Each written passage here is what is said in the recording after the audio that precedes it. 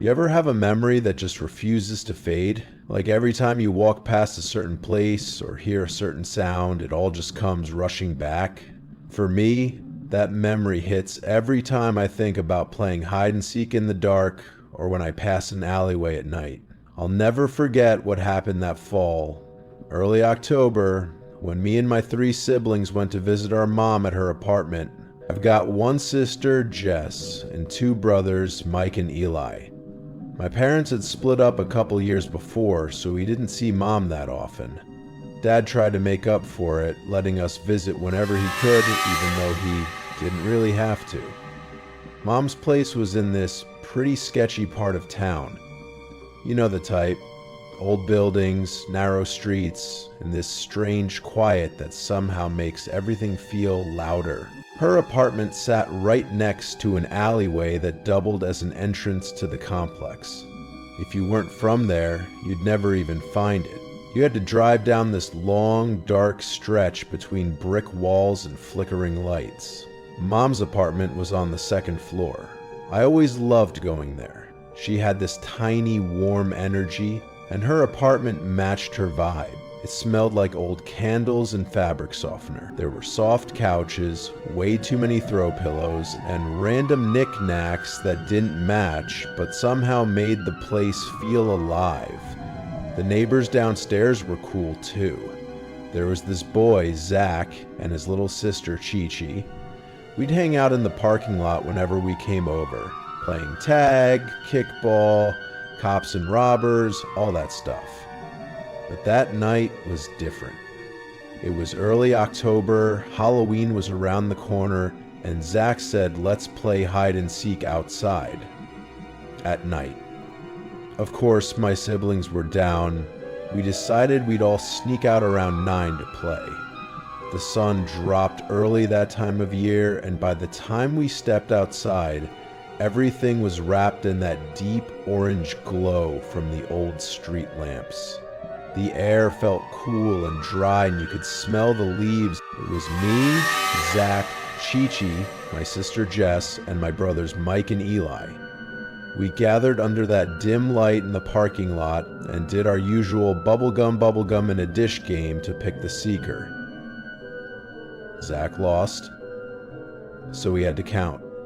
When he covered his eyes and started counting, we all scattered. Jess grabbed my hand and said, "Come on, this way."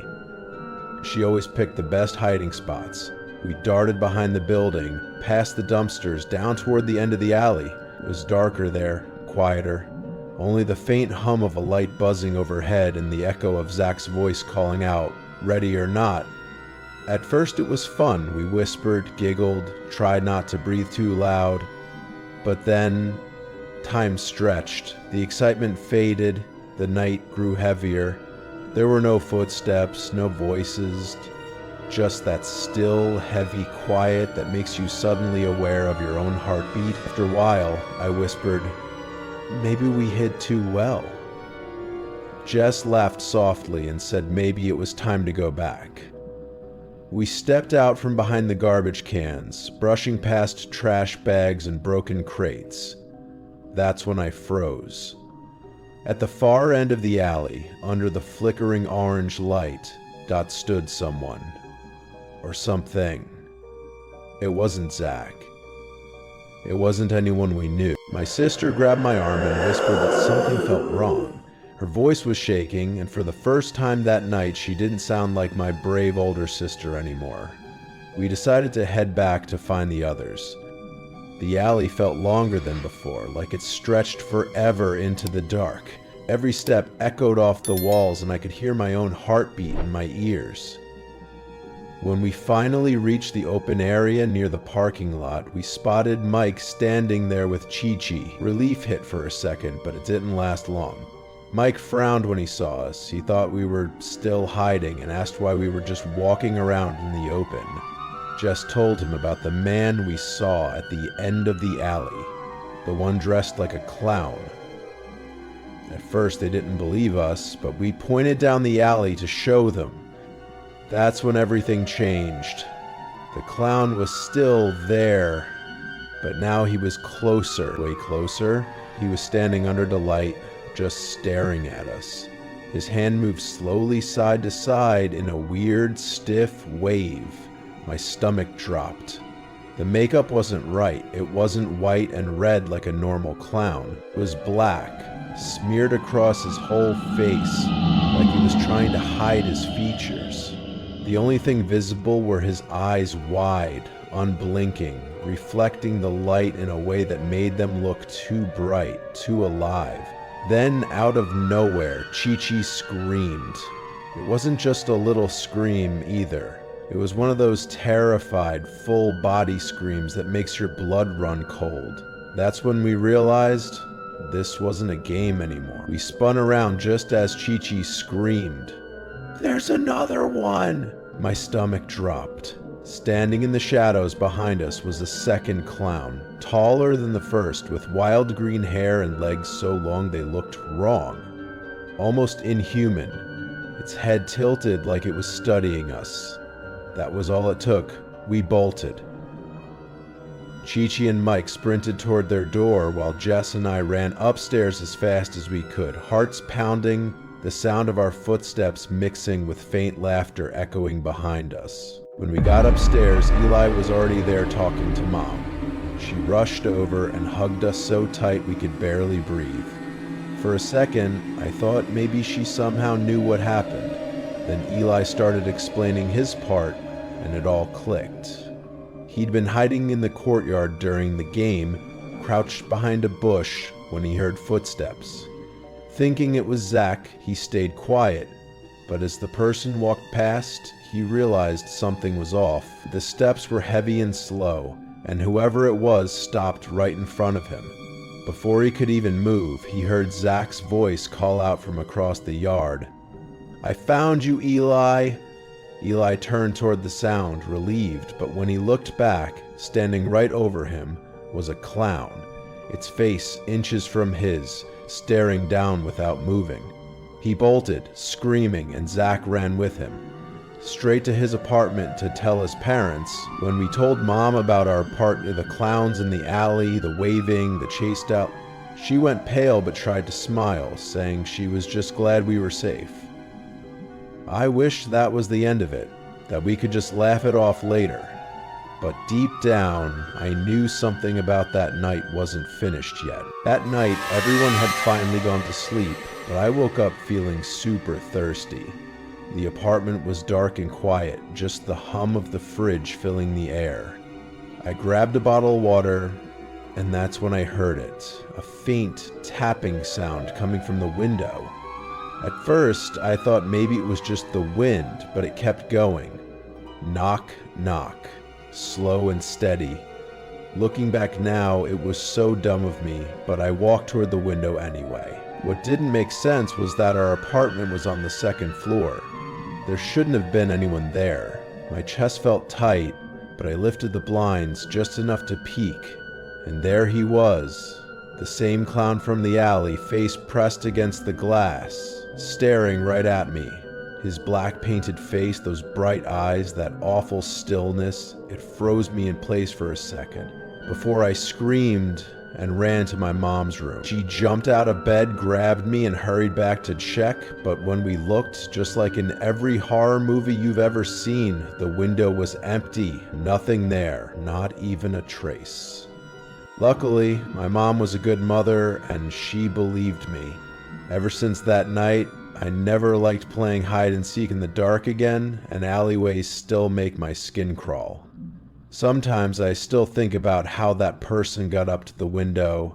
Maybe they climbed, or maybe it was something else entirely, but honestly, I'm just thankful nothing worse happened. It's one of those memories that sticks with you, especially on quiet fall nights when the wind brushes against the glass, and for a second, you think you hear that same slow knock again.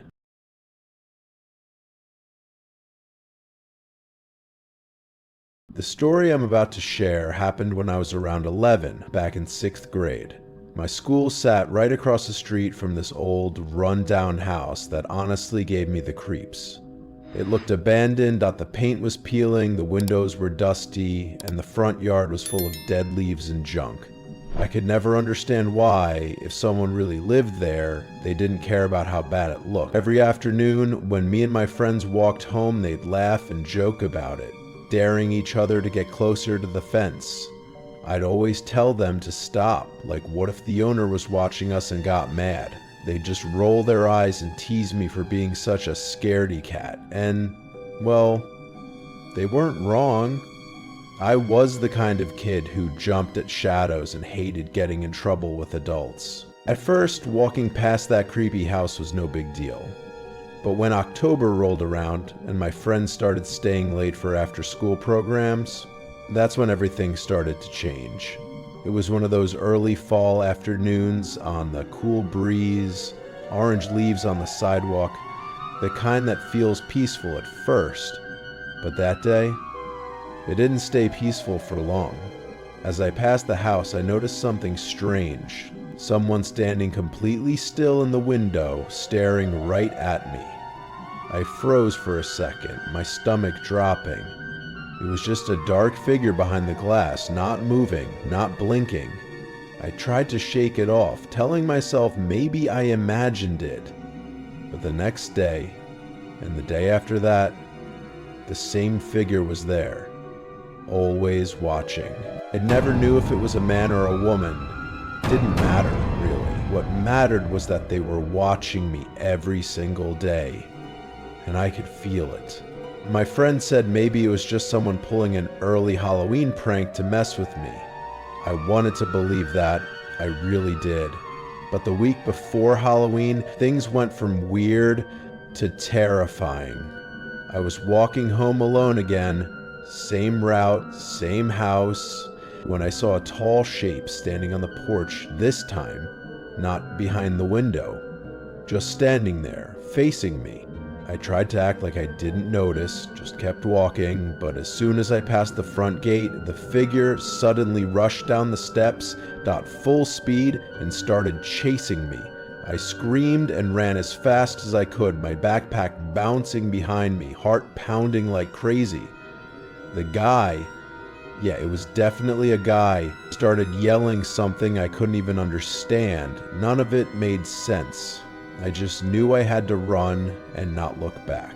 I knew I had to hide fast. My legs were shaking so bad I almost tripped turning the corner, ducking into a narrow alley that smelled like garbage and rain. I pressed myself behind a big metal dumpster, barely daring to breathe. The air was thick and cold, my heart hammering so loud I swore he could hear it.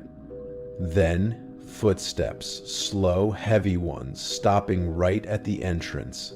I froze. I could hear him mumbling to himself, like he was talking to someone who wasn't there. Each step he took got closer, scraping against the pavement, and I could hear his breathing, ragged, unsteady, like he was inches away. My throat burned from holding my breath. I thought, this is it. He's going to find me. But then, just as suddenly, the sound changed. His footsteps turned into fast, pounding strides, fading away into the distance. I stayed still for what felt like forever, listening, shaking, too afraid to believe I'd actually survived. I stayed crouched on the ground, frozen for a minute, trying to make sure he was really gone. My hands were shaking so badly I could barely stand, but once I felt like the coast was clear, I ran. Faster than I ever had in my life, straight home. I burst through the door and told my parents everything. My dad didn't even hesitate. He grabbed the phone and called the police. They showed up about 20 minutes later, calm but serious, and asked me to go over every single detail. What happened, what the man looked like, and which house he came from. The next day, they came back with an update that made my stomach drop. Nobody lived there. That house had been vacant for years. They said maybe it was a squatter or some random homeless man, but deep down, that explanation didn't sit right with me.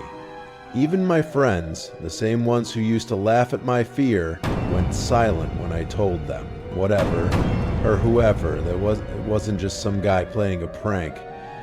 Even now, every time I walk past a house that looks old or abandoned, I still get chills down my spine. It's like my body remembers that fear before my brain even does. I'm 22 now, but that night, those footsteps, that man, that feeling of being watched, it's all still so vivid, like it just happened yesterday. I try to laugh it off sometimes, but deep down a part of me still wonders who or what I really saw that day. Some memories just never fade.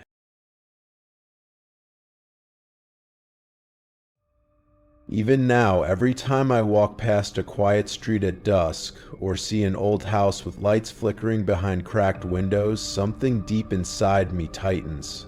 It's like my body remembers before my mind does.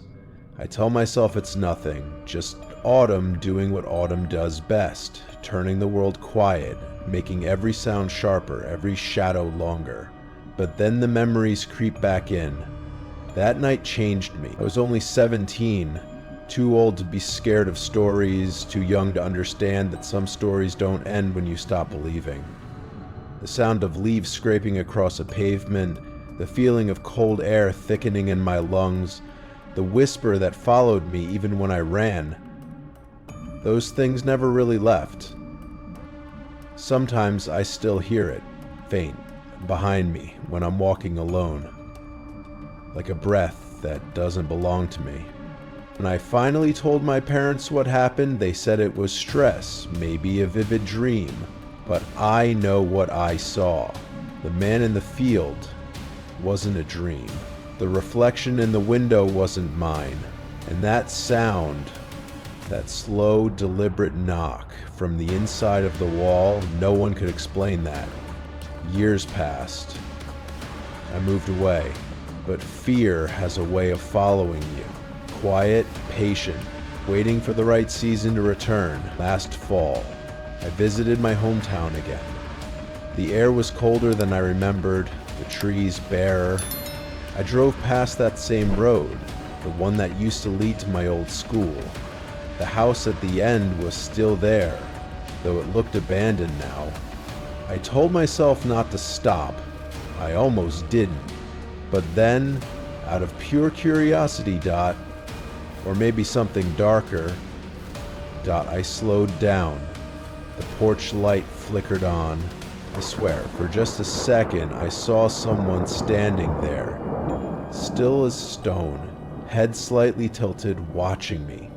It couldn't have been real. The place was supposed to be empty for years. I blinked, the light went out, the figure was gone. But I could still feel eyes on me, even as I sped away, my heart pounding harder than it had in years. It's been months since then, and I've tried to move on, but lately I've been waking up at 3:17 a.m., the exact time I saw that figure every single night. Sometimes the window is slightly open, sometimes the air smells like autumn leaves even though it's spring now, and sometimes when I close my eyes, I hear that faint whisper again. They say every town has its ghosts, that every story begins with a place and a reason to remember. Maybe that's true. Or maybe some memories aren't really memories at all. Maybe there's something else trying to come back. So if you ever find yourself driving alone on a cold fall night and you see a light flicker in a window that shouldn't have one, don't slow down. Don't look twice, because sometimes when you stare too long into the dark, it starts staring back, and trust me that once you've seen it, you'll never unsee it. Some stories end, but others, they follow you home. My heart was pounding so hard I could hear it echoing in my ears. I didn't want to run because I wasn't sure if the man knew I had seen him. The church was close, maybe a minute away, and seeing people standing there gave me a tiny bit of comfort. I thought about telling them what I saw, but what would I even say? That there was a man hiding in the bushes, just sitting there, watching? It sounded crazy. So I kept walking, pretending everything was normal while every nerve in my body screamed otherwise. Each step felt heavier. Every sound sharper. The crunch of leaves under my shoes, the faint whistle of wind. I kept looking back, afraid I'd see him behind me. Even my dog, usually fearless, wasn't sniffing or pulling on the leash. She just kept her head low, walking fast, almost like she wanted to get away as badly as I did. When we finally reached home, I locked every door and window, heart still racing.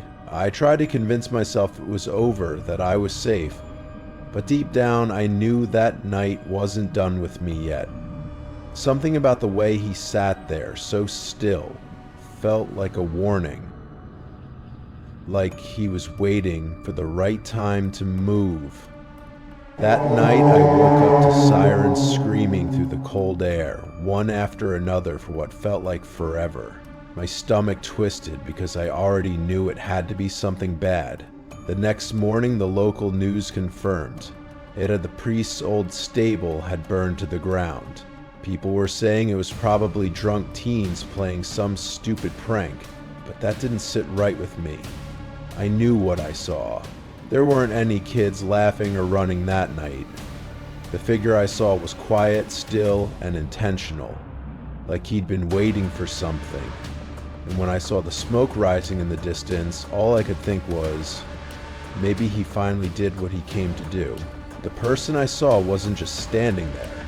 They were completely still, almost too calm, like they were waiting for something, or someone.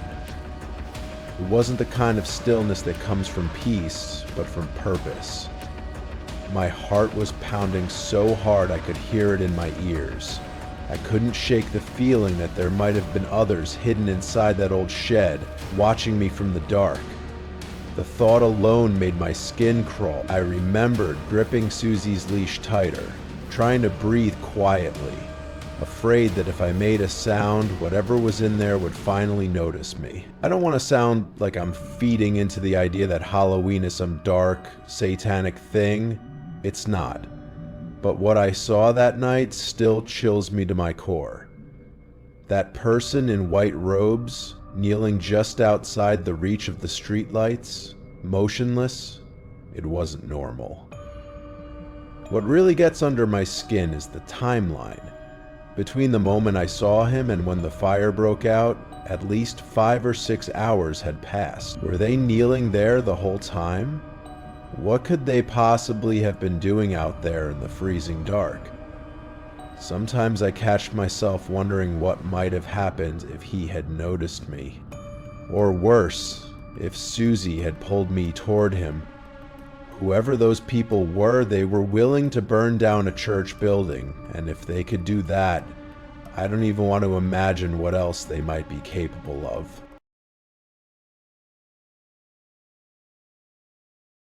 Last October, my friends and I went to this small pumpkin patch after school.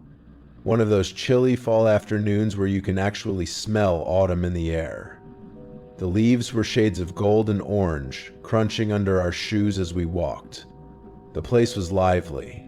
Families laughing, kids running around, and that sweet smell of cinnamon pastries drifting from a little food stand nearby. We grabbed a wagon, joking around as we searched for the perfect pumpkin. It all felt so normal, so comforting, like the kind of memory you want to keep forever.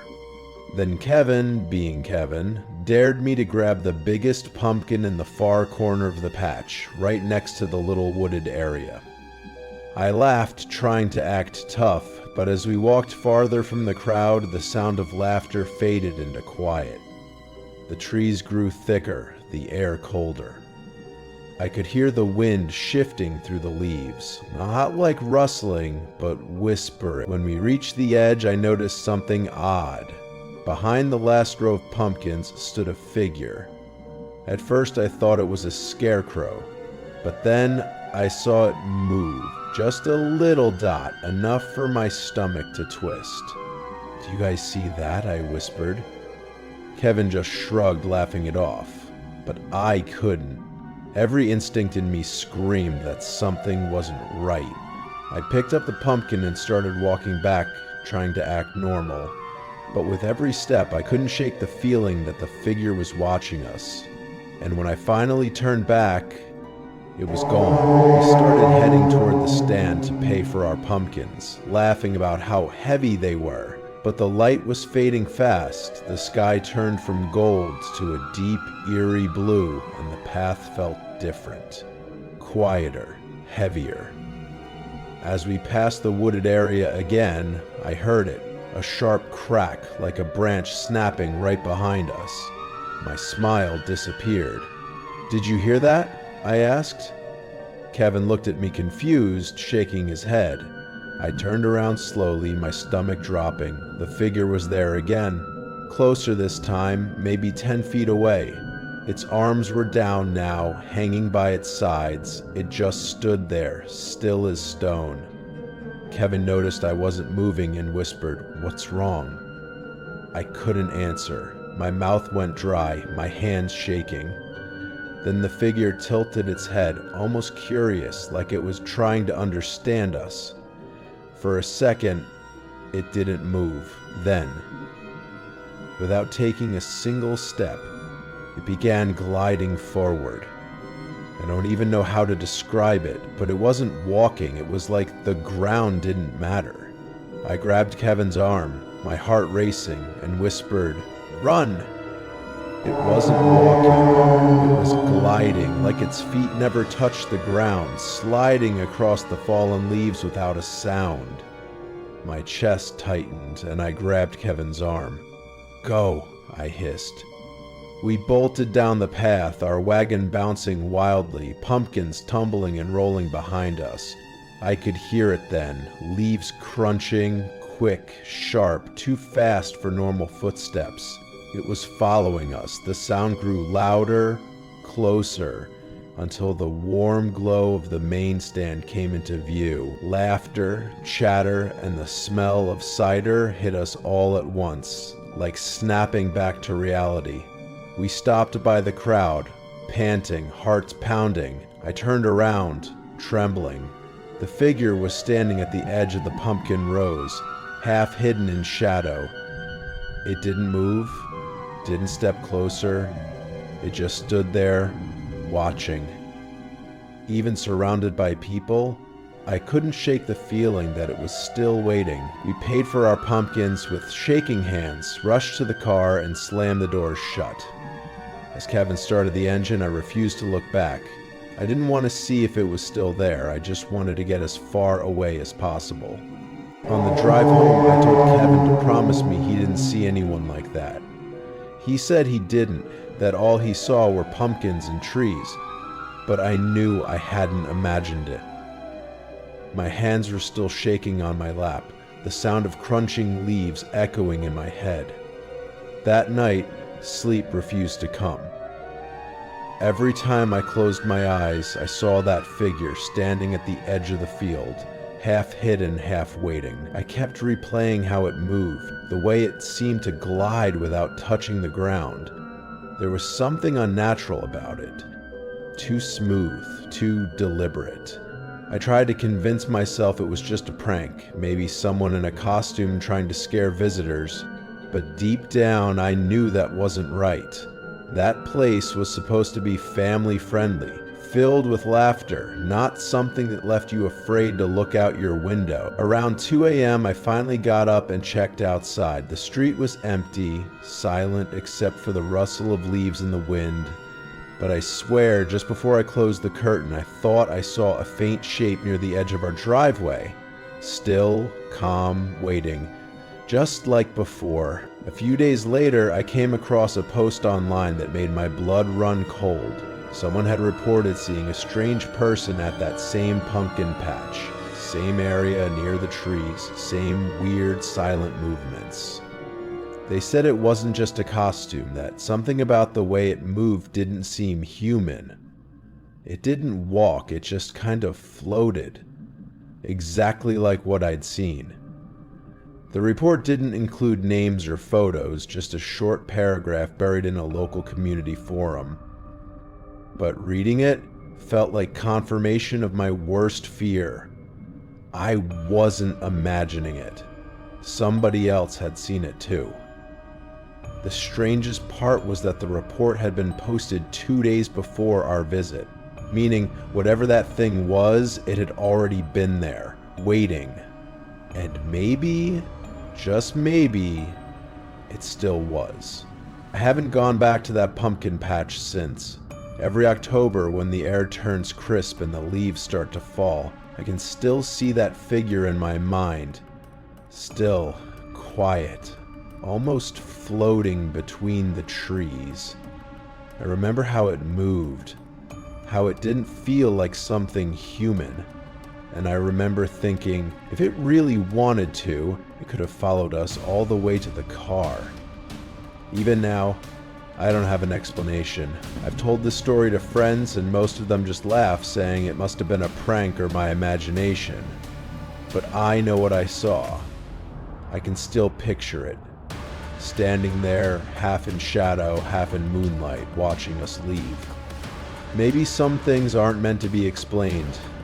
Maybe fall isn't just about cozy sweaters and pumpkin spice after all.